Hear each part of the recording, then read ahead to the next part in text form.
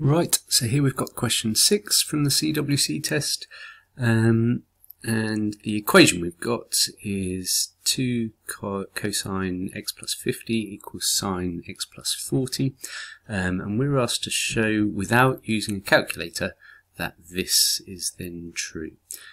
So if we look at what we've got an equation with sine and cosine, and we want an equation with tangent.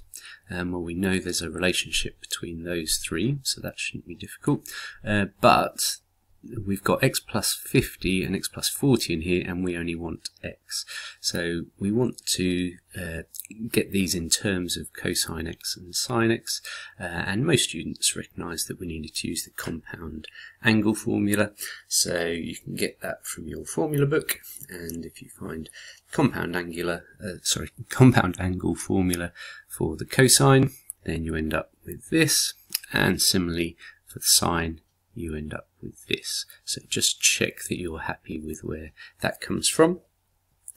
We've already said that we want to write it in terms of tangent x, so that would suggest I need to get it in the form sine x over cosine x.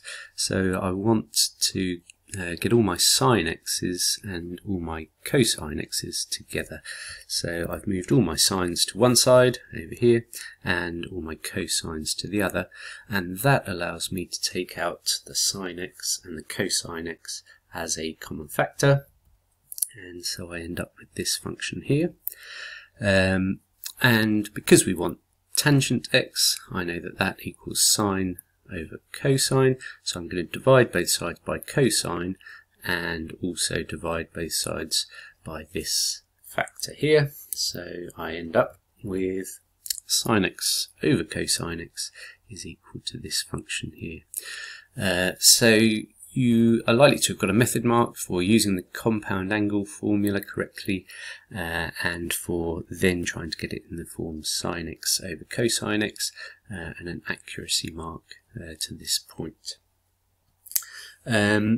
Unfortunately, this isn't quite what we've been asked for. There we've got tangent x, that's fine, but this is not the same as that, or it doesn't look the same. And there's a little bit of extra knowledge you need here, and that's the relationship between cosine of an angle and sine of an angle. Basically we can say that the cosine of 50 is equal to the sine of 40.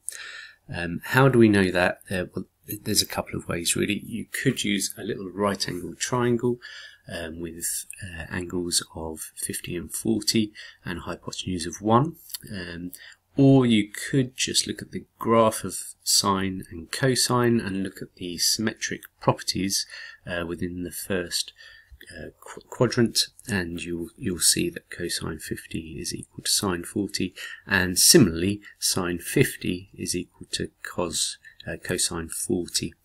And notice we want it in terms of tangent 40, so I need to change all of these 50s into 40s. So I'm going to replace the cosine 50 with sine 40 and the sine 50 with cosine 40, and if I do that I can then get the whole of the top in terms of sine 40 and the denominator in terms of cosine 40, and I can simplify that. I end up with sine 40 over 3 cosine 40, and that is equal to tangent 40. So I do indeed get a third tan 40. So that's part A. Part B, we're asked to solve this equation with answers to one decimal place. So it's important to look at the similarities between this equation here and the one we started with in part A, and you can see they are very, very similar. However, this one's got 2 theta, this one just had x. Well, it must be true then that if this is true for this equation, that we can just replace this x with 2 theta to get a solution for this equation. So I can rewrite the answer to part A, but with 2 theta in it. And if I'm solving this equation, that's the same as solving this equation here. We've been given the domain there for theta.